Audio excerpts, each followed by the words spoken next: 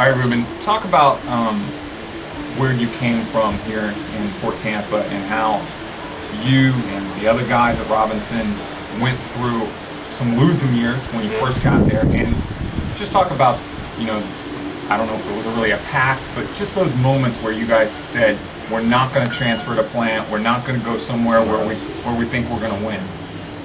Well, we grew up, most of us together. We either went to Ballast Point or we went to the rec center. We were down at the park, so we wanted to keep it close with each other, and I felt as if we all knew that if we stayed together, we were going to all be something very big. So we had big expectations, from our freshman, sophomore year. We went 1-9, 2-8. So then we were like, we got a new district. We need to make this thing turn around. So when we found that out, Frank, JJ, Blake, Marcus, and I, we just all really thought about what we could do together. So it's not just it's a we thing. So I think that's what really made us stay together. And as you can see, we had a lot of success. And it wasn't just words. Talk about the sacrifices and the work that you and Frankie specifically put in. It wasn't just words.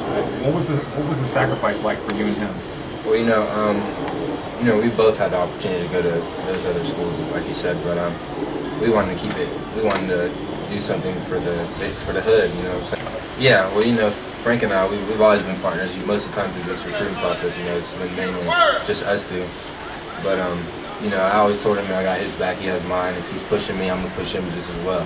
So, we both want to be the best we could be. So he knows, and I know that in order for that to happen, we both had to have each other's back. And talk about your first visit to Purdue back in September. Oh, we both went up there together. See, that's another thing. We did things a lot together. So, now he's committed to the University of Purdue, and I'm on my way to USF. It's going to be a little hard, not having Frankie there where I can do in a little Z bubble, I block, and he does his thing. It's not going to be like that anymore. I have a host of new kids from Tampa, like Lindsay and Terrence. But now, at what point did it happen where you and Frankie probably realized you weren't going to go to school together? Well, actually, I committed on Thursday, so Purdue was actually still in the running, and Frank, we were both talking about it. Actually, I already knew he was going to go there, and he's trying to tell me, we could use you doing this. And I just, I thought about it hard, thought about what me and him could do all over again at the next level, and I felt as if maybe that was the point where we both had to go our opposite ways and do what was best for us. And what did last Wednesday night with Coach Holtz at your house, how did that play into basically making your decision? Well, I just saw him pass over the weekend, and I was feeling really comfortable with USF, and he came into my house, gave me a few words of wisdom, such as he loved the way I compete, talked to me up a lot, and I just felt like that was the place I needed to be, home, close to home.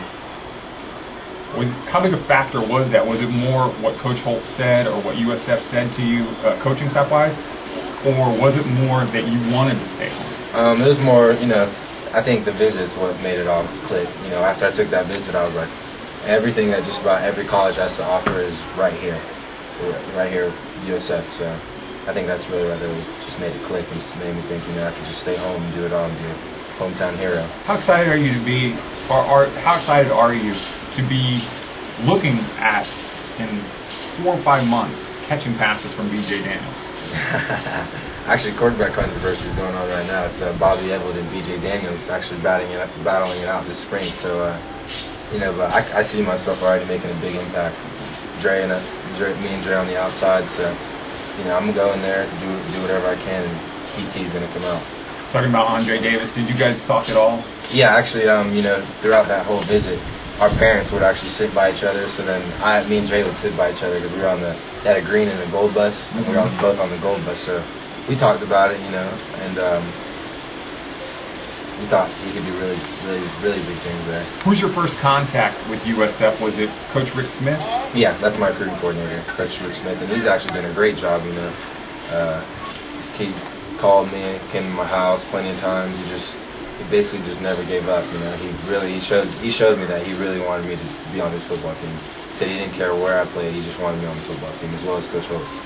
So. And he lost the tug of war, Coach Smith, the defensive backs coach, with Coach McGagan. Yeah, they battled it out actually. You know, I don't know how or what I know what the conclusion was, but I don't know how they battled it out. But McGagan won, so I'm gonna be a wide receiver. And can you talk about why USF maybe was a little bit late to the party, because you had this college level body and this work ethic for many years, and can you explain why?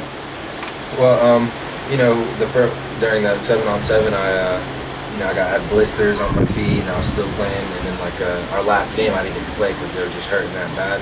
I couldn't put on my cleats, socks, or anything. You know, I guess Coach Holtz really saw that I had a really big a lot of competitiveness in me, and he liked it a lot. You know, he wanted me to come to his football team and spread it out to all my other teammates as well. So I think basically from not really seeing me in action is what really made him help hold off a little bit. Once he actually saw me, he's like, wow, I gotta just get on my team.